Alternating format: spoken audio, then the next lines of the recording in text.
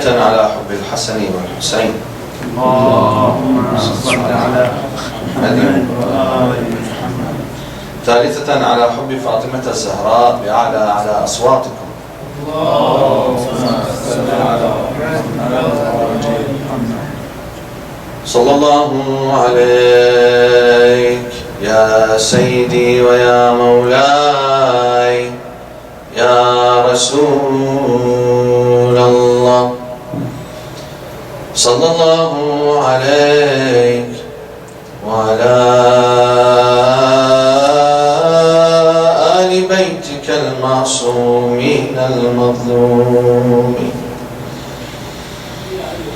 صلى الله عليك يا سيدي ويا مولاي يا أبا عبد الله الحسين. يا رحمة الله الواسعة ويا باب نجاة الأمة، ما خاب الله من تمسك بكم سادتي، وأمنا من لجأ إليكم. يا ليتنا كنا معكم فنفوز والله فوزا عظيما.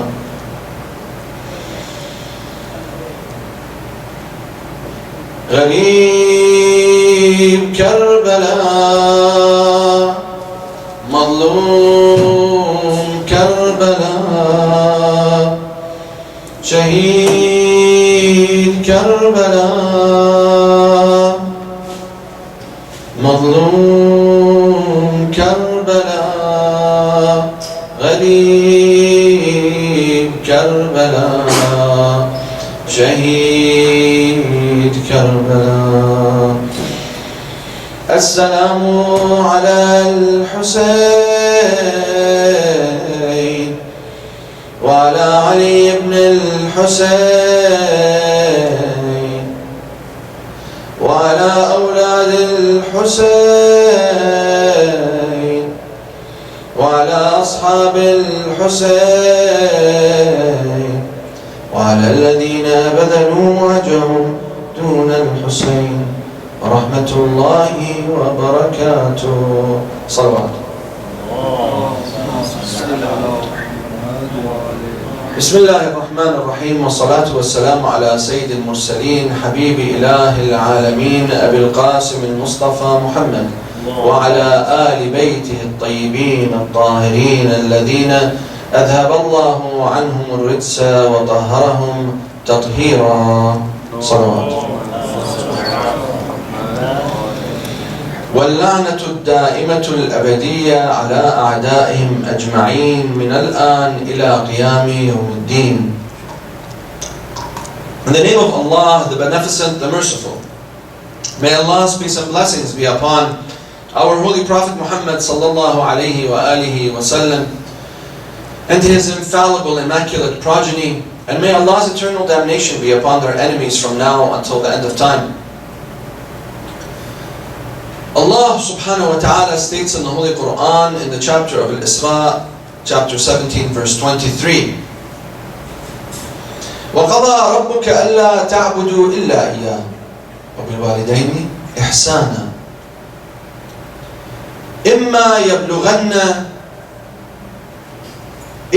يبلغن عندك الكبر أحدهما أو كلاهما. Allah states, فَلَا تَقُلْ لَهُمَا أُفٍّ وَلَا تَنْهَرْهُمَا وَقُلْ لَهُمَا قَوْلًا كَرِيمًا. Allah states. So in this beautiful verse, Allah subhanahu wa ta'ala tells us, He says, and Allah subhanahu wa ta'ala ordained that you should worship no one except He, and that you should treat your parents righteously. Either you will see that one of them will reach an old age, or both of them, and make sure that you do not say to them even an uff, which is a sigh really. Then Allah states, وَلَا تَنْهَرْهُمَا, and do not put them down. Do not humiliate them. وَقُلْ لَهُمَا قَوْلًا كَرِيمًا, and speak to them graciously. Brothers and sisters, Assalamu alaikum wa rahmatullahi wa barakatuh. Today, inshallah, our topic is the Islamic family between our religion, Islam, and modernity. Now, in order to address this topic, what we're going to do is we're going to talk about 3 points. And these 3 points, well, first of all, we're going to address the issue of how Islam teaches us that our family should be, so the Islamic family. Now, when we deal with the first point, we'll take a few other, inshallah, subtopics that will help us understand further. In the second point, inshallah, we will address the modern family structure and all of the challenges that come with that. How is it that, a family turns into a modern family, quote unquote. And then finally, inshallah, we will relate that to the story of Karbala and do a historical analysis. Today is the day, or tonight is the night of Muslim ibn Aqil, rahimahullah al-fida. So inshallah we'll be concentrating on him tonight. Sallu ala Muhammad wa ali Muhammad. Allahumma salli ala Muhammad wa ali Muhammad. Now, as you can see, we've got the slides up because there's a lot we're going to cover today, inshallah, when we talk about the first point. And the first point is a very important point.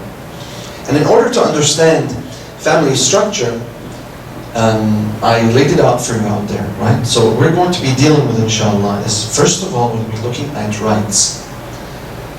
Now, rights are very important, and we know this because in society, if we don't know what others' rights are, and we don't have the Bill of Rights, for example, many people wouldn't have rights, correct? Now, if you compare, for example, rights in this country versus rights in other countries, you find that there's a great deficit in other countries, while here in the US there are many rights that are afforded to us, right? So, what I really want to do is I want us to look at how 1400 years ago Islam introduced literally a Bill of Rights, literally. Now, the American Bill of Rights is very new, by the way. However, rights in Islam are based on divine decree, right? So if we understand those, then surely we'll be able to understand what our roles are, what our responsibilities are, right? What should we expect from others within our religion and our faith? And what should we, and how should we treat others and make sure that we fulfill their rights upon us? Now, with that, we'll be dealing, inshallah, with the treaties of rights. How many of you here, out of curiosity, actually have Risalat al-Huquq, the treaties of rights, in their library? Very good. We have one. I can't see the sisters, so I'm assuming, inshallah, all of them have it. Because the sisters are much more diligent than the brothers, usually. Okay? Now, today, I did mention a couple of rights to you before in past lectures. But today we'll deal specifically with Haqq al-Rahim. Which means in Arabic, the Arabic is translated into the right of your relatives, your near of kin specifically. Now, I included the English for you, and I'll recite the Arabic, and you'll have the translation in front of you. I'll translate it as we go along. If I go too fast, make sure that you stop me, okay? And this will be interactive, inshallah, so that we get to understand it even better. Now, also what we'll deal with is the etiquettes in Islam. Family etiquettes, inshallah. Okay? So, if you could give us the next slide, please. Now, Imam Sajjad, salamullahi alayhi. لا بأس صلوات على محمد وآل محمد. Imam Sajjad, salamullahi alayhi, is a very important figure in Islam. And the reason why is because not only is he the son of Imam Hussein, salamullahi alayhi, but he was raised by Imam Hussein, salamullahi alayhi. Right? Imam Hussein, salamullahi alayhi, who was raised by Amir al-Mu'mineen, salamullahi alayhi, and Prophet Muhammad, salawatullahi wa salamu alayhi, and Fatima, Lady Fatima alayhi salam, Salawatullahi wa salamuhu alayhi. So this tells us then that even though we didn't get much in terms of narrations from Imam Hussein salamullahi alayhi, because of the fact that there was so much social injustice during his time, because Muawiyah was extremely tyrannical, he literally incarcerated so many of the companions of Imam al-Hassan and Amir al-Mu'mineen salamullahi alayhi. He instilled the law that people should be cursing Ali ibn Abi Talib salamullahi alayhi, Amir al-Mu'mineen, on the pulpit, and that if they don't, they literally had inspection points in the streets where, if someone was to pass by that inspection point, they would ask them to curse Ali ibn Abi Talib salamullahi alayhi, and that is how they would know who would be with Amir al-Mu'mineen salamullahi alayhi versus who would be against them. And then Muawiyah literally passed the law that they would kill those that do not curse Ali ibn Abi Talib salamullahi alayhi. So then Amir al-Mu'mineen then becomes al-Furqan, right? What does Furqan mean? It means he who separates between truth and falsehood. عرفت شيعتك يا علي أو عرفت المنافقين من المؤمنين بحبهم لعلي. Right? I knew, our Imam tells us, I knew or I know that the believer from the disbeliever, from the munafiq, the hypocrite, how? From his love for Ali or his bughd for Ali. Salamullahi alayhi. Sallu ala Ali ibn Abi Talib.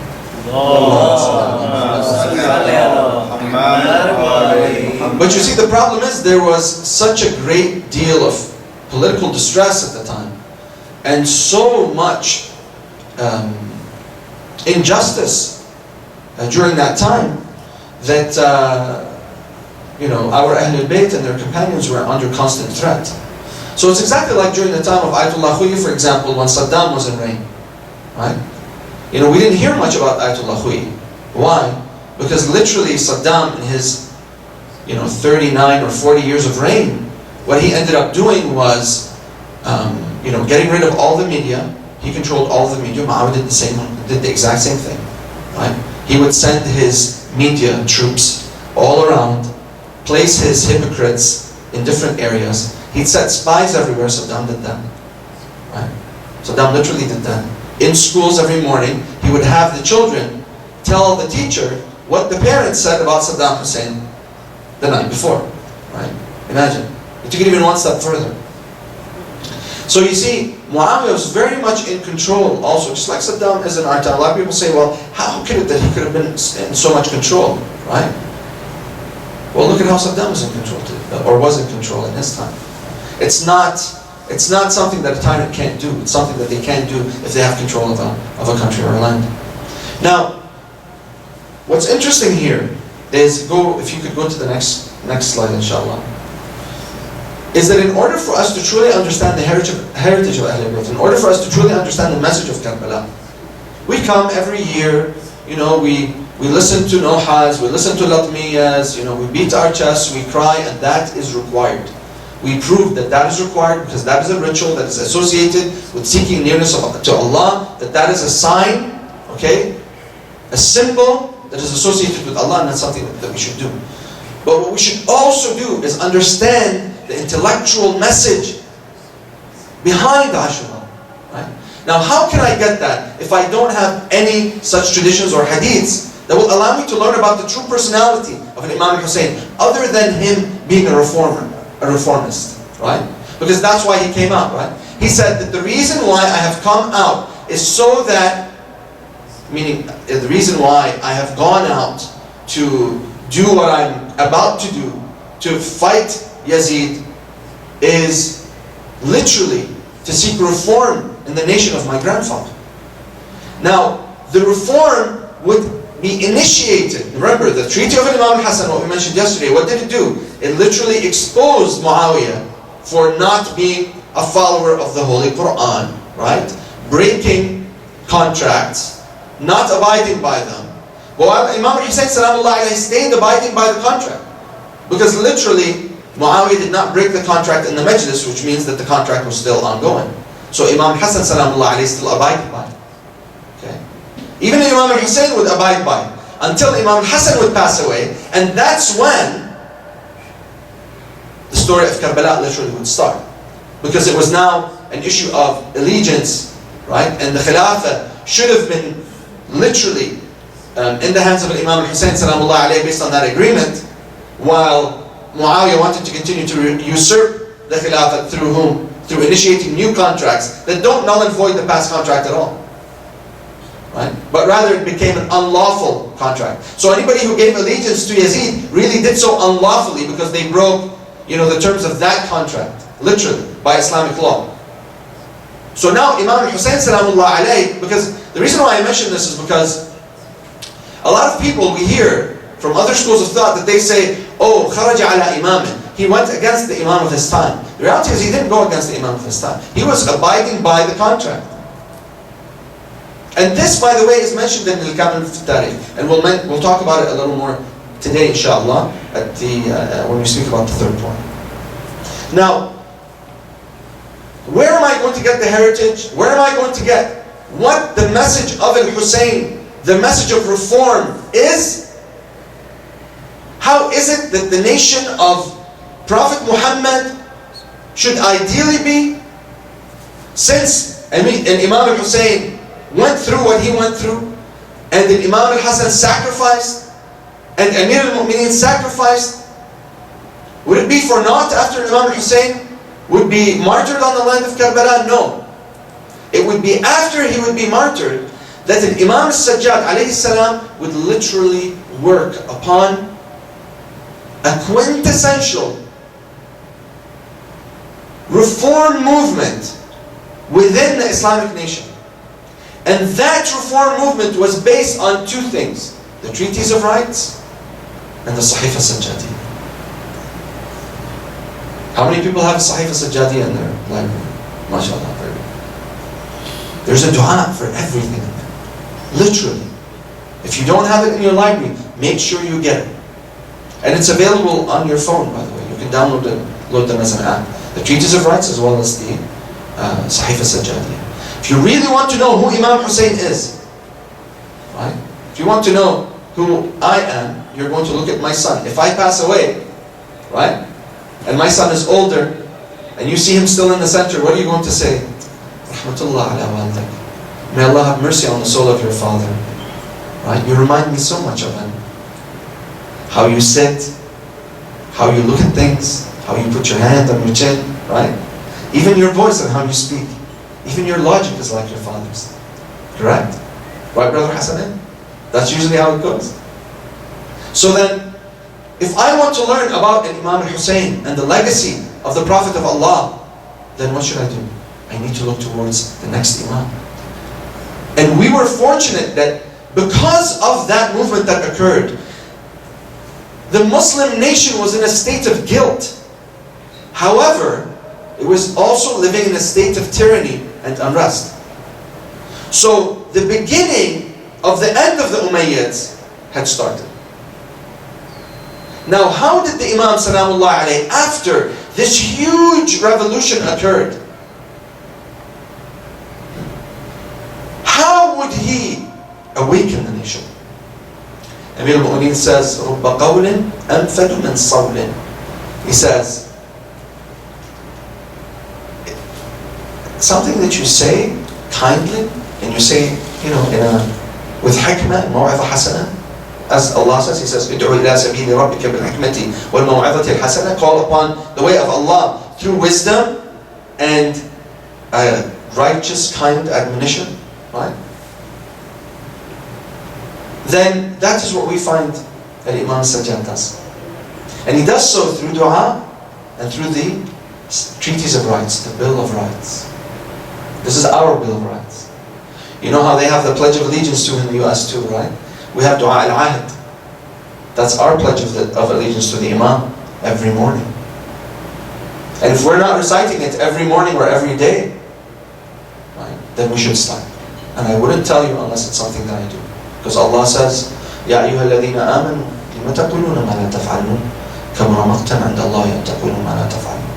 O you who believe, why do you not say that which you do? Why do you do that which you say? Why do you not do that which you say? Surely it is grievous and hated by Allah for you to do so.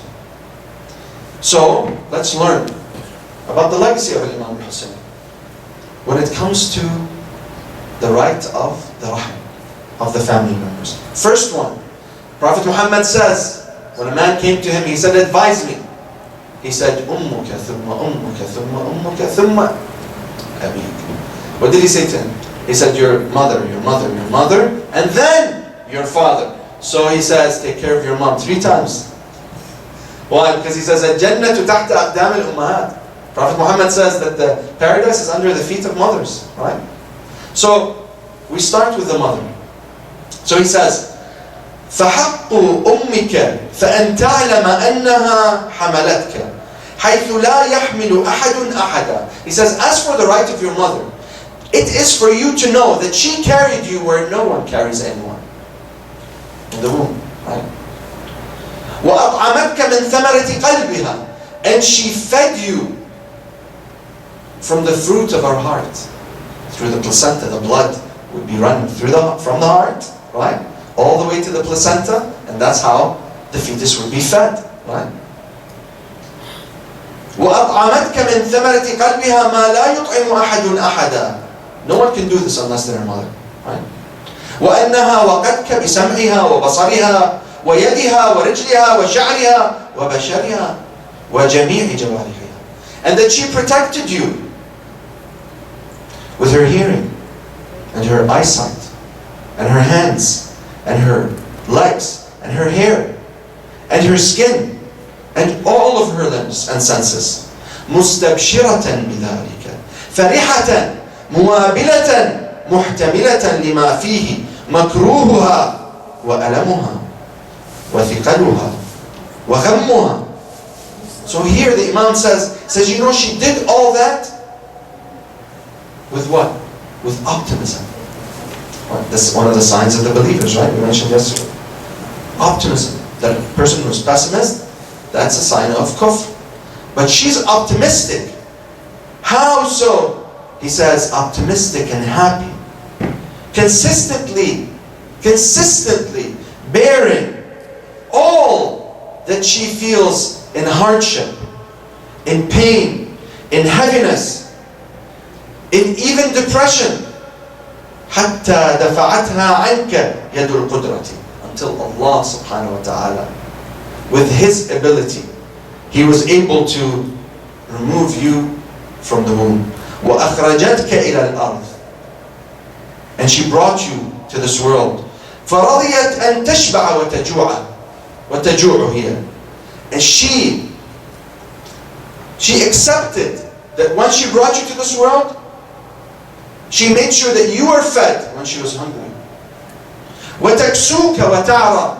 And that you would have clothes on your back, even if she didn't. وَتَرْوِيكَ وَتَظْمَأ. And that you would be quenched in thirst while she was still thirsty. وَتُظِلُّكَ وَتُظِلَّكَ وَتَضْحَى. That she would provide you shade while she would be under the sun. وَتُنَعِّمَكَ بِبُؤْسِهَا. And she would make you feel the blessings even though she was feeling the hardships. وَتُلَذِّذَكَ بِالنَّوْمِ بِأَرَقِهَا. She would allow you to sleep and take care of you, right? Even if it meant that she would have to stay up every time you'd cry as a baby, right? Every time you felt pain and sickness when you grew older, that she would be the one over your head making sure that you're comfortable and asleep. وَكَانَ بَطْنُهَا لَكَ وِعَاءٌ. And her stomach, her womb for you, literally was a cover. وَحِجْرُهَا لَكَ حِوَاءٌ. And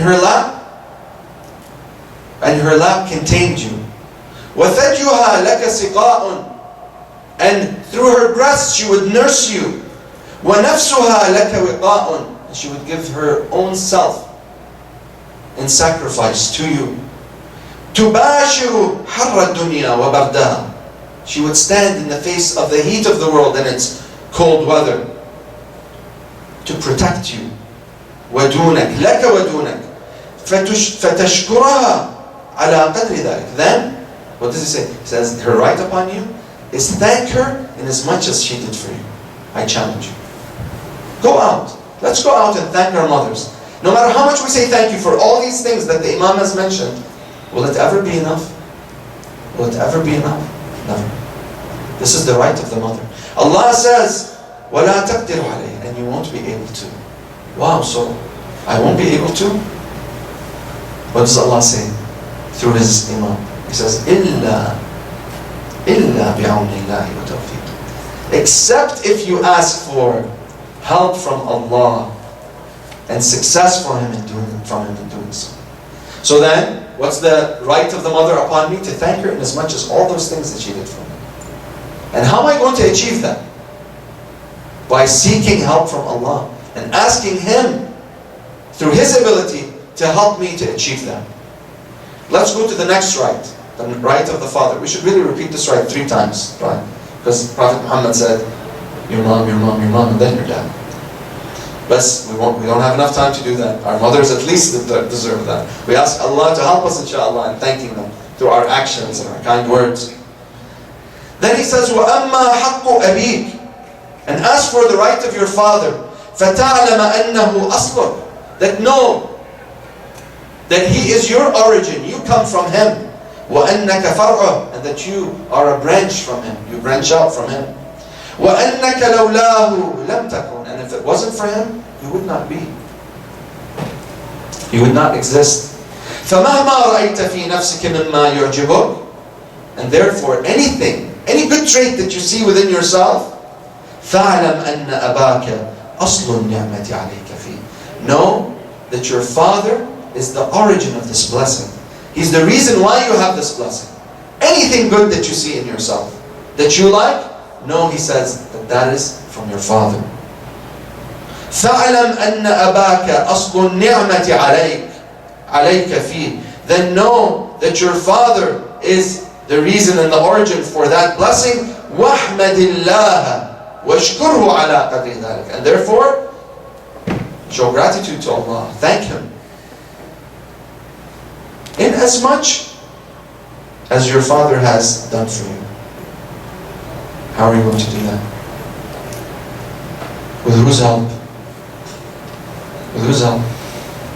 With Allah's. So the Imam says, he says, وَلَا قُوَّةَ إِلَّا بِاللَّهِ, and you have no power to do so except if you seek power and help and aid from Allah to do so. So we ask Allah subhanahu wa ta'ala that He allows us and He gives us the ability through His ability to do what? To thank our father in as much as he has this right upon us. Then he says, وَأَمَّا حَقُّ وَلَدِكَ, have you moved on to the next one? And as for the right of your child, so many of us, when I became a father, I didn't know about the treaties of rights. I didn't. No one had taught me. And so that's why I make it a point to make sure that I mention the treaties of rights, right? Or that I teach the treaties of rights. Why? Because we should know it from an early age. If we know it from an early age, then, a lot of people say, when you get married, no one gives you a manual, right? How to be a good parent. No. Who says? Look at how big the manual is. It's just as big as an app. Who says? We have no excuse now. All we need is we need to be able to know about it, right? Someone needs to tell us about it. So, he says to us, Salamullahi alayhi, he says, وَأَمَّا حَقُّ وَلَدِكَ, and as for the right of your son. Brothers, listen to this. If you're not married, you will be one day. You need to know what the right of your children are upon you from now. وَأَمَّا حَقُّ وَلَدِكَ, and as for the right of your child, فَتَعْلَمَ أَنَّهُ مِنْكَ, know that he is from you. وَمُضَافٌ إِلَيْكَ, and that he is added to you. When? فِي عَاجِلِ الدُّنْيَا بِخَيْرِهِ, in this world, with his righteousness, وَشَرِّهِ, and his evil. So if he does good, then guess what? What do people say? Rahmallah, May Allah have mercy on your dad. He raised you up, right? Or may Allah have mercy on your mom. She raised you up. However, if you do evil, what do they say? La'anatullah ala walidayk. Is that what they say? Saying, may Allah remove His mercy from your parents. They didn't know how to raise you. Correct? So this is what he says. Salamullahi alayhi. He says, know that your child is from you and added to you in this world with his righteousness and his evil. وَأَنَّكَ مَسْئُولٌ عَمَّا وَلَّيْتَهُ مِنْ حُسْنِ الْأَدَبِ. And that you are responsible to teach him good manners. If you teach him bad manners, you're responsible. If you teach him good manners, you're responsible. قُوا أَنفُسَكُمْ وَأَهْلِيكُمْ نَارًا وَقُودُهَا النَّاسُ وَالْحِجَارَةُ. Allah says in the Holy Quran, He says, protect yourself and your family. قُوا أَنفُسَكُمْ وَأَهْلِيكُمْ. So our goal is not to just protect ourselves. Our goal is to protect our families too. وَأَهْلِيكُمْ. From what? From the hellfire. Its fuel are what? Are mankind.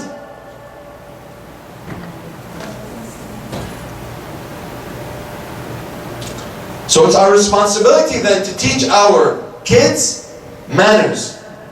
وَالدَّلَالَ عَلَىٰ رَبِّهِ. And you have to teach him how to prove the existence of Allah. You have to teach him, oh father, right? You have to teach him, oh parent and mother, what? Theology, how to prove Allah, Tawheed. وَالْمَعُونَةِ لَهُ عَلَىٰ طَاعَتِهِ فِيكَ. And you also have to help him to be obedient to you. إِنَّ اللَّهَ لَا يُكَلِّفُ نَفْسًا إِلَّا وُسْعَهَا. Allah does not burden a soul with more than what it can handle. Therefore, we should not burden our children with more than they can handle. If we know that they can't stay up late to do dua and they're not mukallaf, then you know what? Amir al-Mu'mineen, he says it beautifully. He says, قَلِيلٌ تَدُومُ عَلَيْهِ أَرْجَى مِنْ كَثِيرٍ مَمْلُولٍ. He says, if you do a little, but you do it consistently, he says, that is arja, that is what we want of you. Why? Because it's better than if you boot camp it, right? You spend like an all-nighter, and then what happens? You just get bored of the ibadah and you don't do it for until maybe even the next month of Ramadan, right? Correct? Amir al-Mu'mineen, he tells us, he says, listen, كُن مُقْتَصِدًا فِي عِبَادَتِهِ. Be economical in your ibadah. You know, in another narration, the Prophet ﷺ, he says, لَرُوحْ نَفَحَاتٍ. He says, the soul, it comes and it goes. Right? What do we mean it comes and it goes? He means that sometimes it feels the spirituality. And sometimes it doesn't feel that spiritual. He says, as for the times that it feels the spirituality, he says, عَلَيْكُمْ بِالنَّوَافِلِ. Do the mustahabbat. Pray the extra prayers. Do the extra du'as. Otherwise, عَلَيْكُمْ بِالْفَرَائِضِ. Make sure that you do your obligatory salah, your obligatory fast properly. Okay?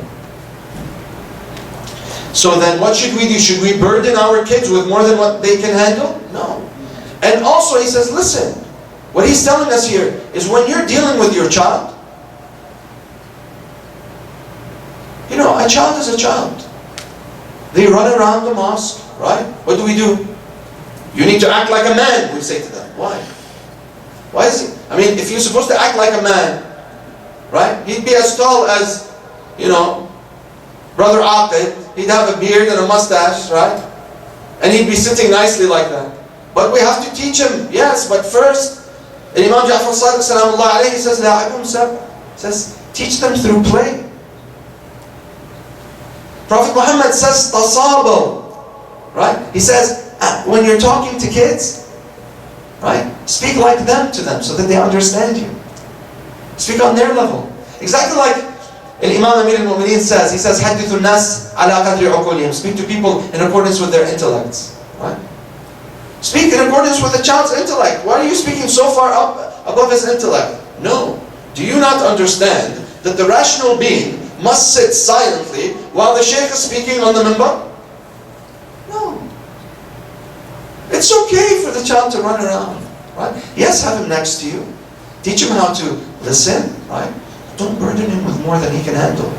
45 minutes, this poor child is sitting through a lecture that he doesn't understand. Why? Because I want him to hear about Amir al-Mu'mineen salamullahi alayhi. Okay, let him listen for 5 minutes today. Go play a little. Then let him sit by his mother for another 5 minutes, right? Then let him go play a little with his friends. Then bring him again for another 5 minutes. That's 15 minutes, alhamdulillah. Right? And as he grows older, increase the time. When this child, I'll tell you what I did with my children. When my wife was pregnant, we would recite Quran all the time, all the time, all the time, all the time. This is very important to the growth of a child, by the way. Okay? Because you know what happens? And even I remember the midwife said this. When these babies came out and they could hear your voice reciting Quran, they become silent. They stop crying. They know it's you. They know it's you. Subhanallah. Which means even from the womb, this child is affected. So if we want to look at modern families and the deterioration of, the family structure itself, what do we find? We find that that's not done. Instead, people are playing music, right? Going out watching movies, horror movies of all things. Okay? And this child, when the adrenaline goes up in your wife's blood, the adrenaline goes up in this baby's blood too. Correct? However, if I'm using soothing tones of dua, soothing tones of, this child will be he'll have a greater affinity towards the word of Allah and the word of Ahlul Bayt. You see? If we do that early on. So what else does the Imam tell us? He says then that we must make sure that we teach him Tawheed. We must make sure that we help him, we don't overburden this child. He says, فَمُثَابٌ عَلَى ذَلِكُمْ مُعَاقَبٌ. He says, know that you will be rewarded if you treat this child well and you fulfill these rights, or if you don't fulfill these rights, you will be punished, Allah says. So this is very serious business. And then he says, فَأْمَلْ فِي أَمْرِهِ عَمَلًا مُتَزَيِّن بِحُسْنِ أَثَرِهِ عَلَيْهِ فِي عَاجِلِ الدُّنْيَا. So here, this is a beautiful phrase. What does the Imam tell us? He tells us, treat him as though he will be your adornment later on in life. Think about that. And then he says, الْمُعْذِرِ إِلَىٰ رَبِّهِ فِيمَا بَيْنَكَ وَبَيْنَهُ بِحُسْنِ الْقِيَامِ عَلَيْهِ وَالْأَخْذِ لَهُ مِنْهُ وَلَا قُوَّةَ إِلَّا بِاللَّهِ. He says the same thing. He says, so what you need to do then is you have to make sure that you understand that if you do all of these things, you will be excused according to Allah. You will have done your role according to Allah. And you won't be able to achieve this except with what? By asking for Allah to help you do so. صلوا على محمد وعلى محمد.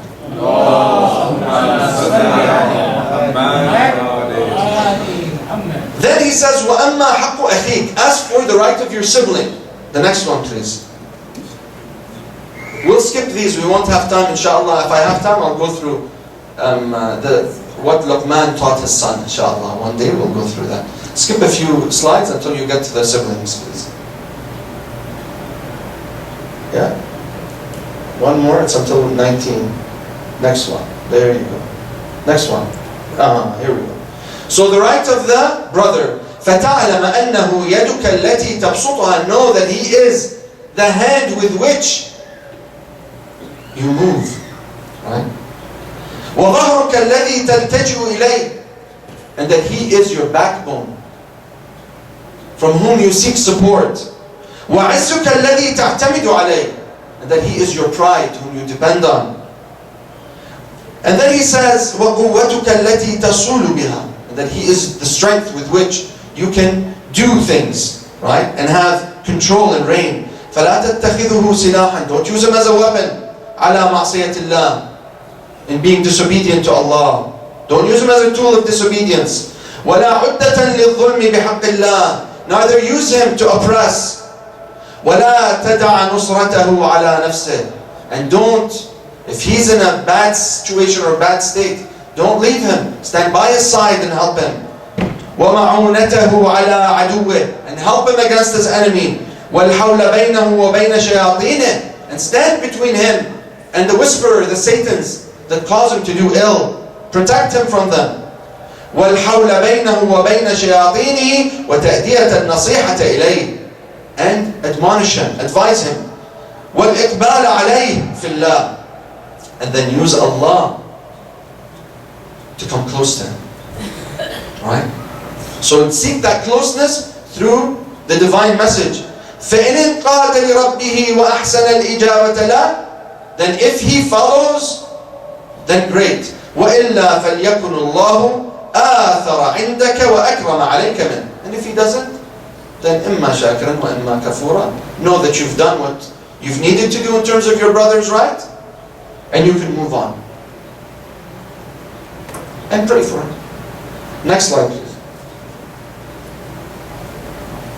Inshallah, we got the etiquettes from here also. Because we're short on time, we'll skip that. Keep going, keep going. Go back. So, the modern family, very quickly, just a few points. Next slide, please. I just put a few points for you. Right? All the things that would be the opposite of what we saw in those rights would be the reason for the deterioration of the Islamic family. Right? And what we see is families not spending time with each other. They don't sit and have breakfast with each other, lunch with each other, dinner with each other. Right?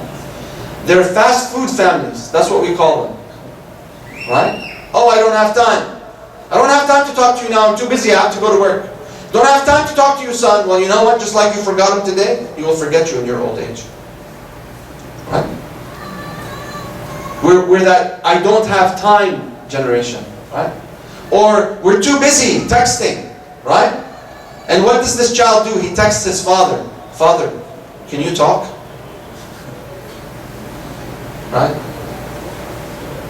Or one brother, he comes to me, he says, you'll never believe what my daughter did. I said, what? He said, she called my secretary and made an appointment with me. Yeah, it's a sad state of affairs. And then when we're older, we wonder why they don't take care of us. That's why. We didn't give them the time, they won't give us the time. I know a father who his quality time, unfortunately today, our quality time is spending it at the movies with our parents. Instead of giving them their right upon us. Where does it say, go to a horror movie or watch Bart Simpson or watch all of these other, ridiculous shows with your kids? Is that how we raise our children? And you can see, the media really has a huge role to play. So controlling the media in your household is very, very important. I'll tell you what I did. I literally I cut off the cable completely. Controlled what they view, right? Made sure that they read it and that we read together. We have time when we read about Imam al-Mahdi, about the infallibles. Each one of them sits and reads. Teach them to read. Teach them to love to read about Ahlul Bayt and to learn. Brothers and sisters, Ajarakumullah. Tonight is the night of Muslim ibn Aqil. Muslim brothers and sisters was the cousin of Imam al-Husayn. When Imam al-Husayn salamullahi alayhi rejected the allegiance to Yazid, it is said that there were only 2 days left in the month of Rajab, and then Imam al-Husayn salamullahi alayhi took his family, took the holy household, his brothers, his sons, his daughters, and the women, and he headed to Mecca. He would stay in Mecca until Dhul Qa'dah. And then, brothers and sisters, he would, in Mecca, write to the Shia of Basra to see if they had allegiance to him. Only 5 would end up coming with him from Basra. Then he would write to Kufa. And the Kufans, 12,000 of them, while he was in Mecca, would write to Imam al-Husayn salamullahi alayhi. Imam al-Husayn salamullahi alayhi, receiving those letters, he calls upon Muslim ibn Aqil and he says to him, "O Muslim, I want you to go to Kufa and see whether they still bear allegiance to me. And I want you to get it in writing." So Muslim ibn Aqil, he heads out, brothers and sisters. First he goes back to Medina. He visits the grave of the Prophet of Allah. And after he visits the grave, he heads out to Kufa. And when he gets to Kufa, he would stay at Al-Mukhtar's house. He wouldn't stay there long. Hani, the companion of the Prophet and Amir al-Mu'mineen, Salamullahi alayhi, he would be there with him. He would end up moving to the house of Hani. Now, Hani was very, very old in age. And he was central to this whole pledge of allegiance to the Imam Salamullahi alayhi. All of the Shia of Kufa, one by one, would come to this house and they would give their allegiance to Imam al-Hussein Salamullahi alayhi. But then, Ubaydullah ibn Ziyad, who would then be the new governor of Kufa, because the reigning governor was too weak, according to Yazid and those who were the hypocrites and spies within Kufa, what would end up happening, brothers and sisters, is that Ubaydullah ibn Ziyad would come from Basra, because he was the governor of Basra, and he would enter wearing white clothes and a black turban, and he would cover his face. Now when people, brothers and sisters, saw this man, they would say, "Oh, welcome Imam Hussein." They actually thought this was an Imam Hussein Salamullahi alayhi, but it was Ubaydullah ibn Ziyad. It was his ploy to see how many people really, out of Kufa, really loved to see Imam Hussein. He knew that he was in trouble, so he goes to the palace and he sends his hypocrites out to spy and find out where exactly is Muslim ibn Aqil. He would find out that he's in the house of Hani. Eventually what would happen is Muslim ibn Aqil would go out and give a speech telling people and asking them to give their allegiance to Imam al-Hussein Salamullahi alayhi. He had 4,000 men. They would besiege the castle or the palace of Ubaydullah ibn Ziyad. Why? Because he had arrested Hani and he wanted them to release him. However, what ended up happening is out of the 4,000, Ubaydullah ibn Ziyad did his propaganda, sent his hypocrites out. They told people that huge army is coming from Sham. They bribed people, they lied to them. Only 30 ended up staying with Muslim ibn Aqil out of 4,000. Brothers and sisters, it is narrated that Muslim ibn Aqil would stand for congregational prayer with supposedly 4,000 behind him, but when he would turn back after prayer was done, there were only 30 behind him. Brothers and sisters, Ajarakumullah, Muslim ibn Aqil would become a fugitive in Kufa after being so welcomed by the people of Kufa. Muslim ibn Aqil would be running away from the authorities like a criminal. This man, the representative of Imam al-Hussein, now was running from door to door, from alleyway to alleyway, running away from the soldiers of Ibn Ziyad. And brothers and sisters, he would settle in front of the house of this old lady called Tawa. She would see him sitting out on his doorstep, on her doorstep, and she would open up the door and tell him, "Oh stranger, what are you doing here? Why don't you go back to your home?" He said, "Okay," and she'd close the door. But then she saw him sitting there again. She opened up the door. She said, "This is unbecoming of someone to stand, to be sitting, a strange man, to be sitting at my doorstep. Please, go on your way, go to your family." He said, "Dear old woman, I have no family here." Muslim ibn Aqil would have no one left around him to help him. Brothers and sisters, Muslim would seek refuge in the house of Tawa. Tawa would give him water. Tawa, brothers and sisters, would take care of Muslim. She'd ask him, "Who are you?" He'd say to her, "I'm Muslim ibn Aqil." He'd say to her, "Come, dear son, come. You are the representative of al-Hussein. Come." And she would take him to the side of her house that no one would stay, so that her son Bilal wouldn't know that she had anyone there. She would keep him there, brothers and sisters, overnight, bringing him food and water, taking care of him. This old woman, she did for Muslim ibn Aqil what none of these men were able to do for him, brothers and sisters. It is narrated that Bilal, her son, would come back that night and he would notice the movement of his mother going back and forth from that room, and he would be curious. He would then ask his mother, who is this that you are keeping in there? She would tell him, it's none of your business. He tried once, twice. He was persistent until she would tell him, but don't tell anyone. Muslim is here. But Bilal was an evil man. He would go and tell the authorities that Muslim was in the house. And soon enough, Muslim ibn Aqil, who would be praying overnight, doing tahajjud, doing salat al-layl, knowing that the next day would be the day that he would be martyred, he would then hear the galloping of the horses and the feet of the men as they marched towards the house of Taw'a, and he would come out of the room after performing wudu. He would go to Taw'a and say to her, dear old lady, you have done right by me, and the Imam al-Hussein shall be your intercessor on the day of judgment.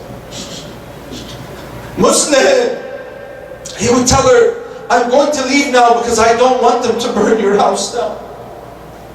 He would open the door, brothers and sisters, and who would he see before him but these evil goons of Ubaydillah ibn Ziyad. He would fight them, brothers and sisters, tooth and nail. He would strike them, this great warrior. Bukayr, a ferocious warrior would also come and try to strike him. And he would strike him on his head, brothers and sisters. They would ask for more help. There were 70 men. They couldn't take him down. Ubaydillah ibn Ziyad says, I sent you to one man in your 70. Bukayr says to him, did you send us to one of the grocers of Kufa? You sent us to one of the greatest warriors of Ali ibn Abi Talib, this Muslim ibn Aqil. He sends more troops, and finally they're able to overcome him, brothers and sisters. The weight of the armor and the sword, the amount of time that he was fighting out there, it was just too much for him, and he would collapse. He was just too thirsty. They would take him, they would tell him that they would give him immunity. He knew that they were lying to him. They would tie him and they would take him to the palace. And as he went to the palace of Ubaydillah ibn Ziyad, at the door he would see some water. And he would ask, please give me some water. One of the men, he would say, you will never taste water again. But another man, he would feel bad for him and he would bring him some water. Brothers and sisters, when they brought the water to him, he would place it near his mouth, and as he tried to drink, Bukayr had split his lip open completely. It was dangling. As he tried to take the water, he couldn't, brothers and sisters, drink water from the cup. He tried once, he tried a second time, and a third time, and he knew. He said, if Imam Hussein will die thirsty, then why? Who am I to deserve a drink of water? It is then that he would go into the court of Ubaydillah ibn Ziyad. They would argue back and forth. And then Ubaydillah ibn Ziyad would ask, or tell Bukayr, command him to take him up to the roof of the palace, to sever his head and throw his head and his body over the side of the palace. When they went upstairs to the top of the palace, he would ask Bukayr, he'd say, just give me a moment. Let me make a dua and pray a couple of rak'ahs. He gave him that time. And then, brothers and sisters, ajarakumullah, Muslim would put his neck out, and Bukayr would raise the sword, and he would go at his neck until he severed his head. And then, brothers and sisters, he would take his head and he would throw his head over the palace walls and his body. And they would do the same to Hani, brothers and sisters. They would drag him in the streets of Kufa, and then they would crucify him, brothers and sisters. He had Hani. هل من منادي ينادي ومظلوما وغريبا وشهيدا السلام على الحسين وعلى علي بن الحسين وعلى أولاد الحسين وعلى أصحاب الحسين وعلى الذين بذلوا مهجهم دون الحسين ورحمة الله وبركاته. Oh Allah, we ask you and we beseech you that you make us like Muslim ibn Aqil, Ya Allah. That you give us the same conviction that he had in his heart to serve as Imam, Ya Allah. Ya Allah, make us of those who are resurrected with Muslim ibn Aqil on the Day of Judgment, Ya Allah. Oh Allah, give us the knowledge and the Iman, strengthen our hearts, allow us to learn about the rights of everyone upon us, Ya Arhamar Rahimin. Make us of those who deserve Jannah, Ya Allah. Make us of those, Ya Arhamar Rahimin, upon whom you bestow your mercy. Allah, bestow your mercy upon our dearly departed. Oh Allah, help all those that are indebted to pay their debts, Ya Allah. Oh Allah, give health to all of our sick, Oh Allah, remove oppression from all those who are oppressed, Ya Arhamar Rahimin. Support those who make this program possible in the past, today, and in the future. Ya Arhamar Rahimin, wa akhiru da'wana alhamdulillah rabbil alamin. Let Allah hasten the appearance of Imam al-Hujjah. And that we recite the Surah al-Mubarakat al-Fatiha ala arwah al-Muharramin masbufatan mashfu'atan. Wassalatu ala Muhammad wa ali Muhammad.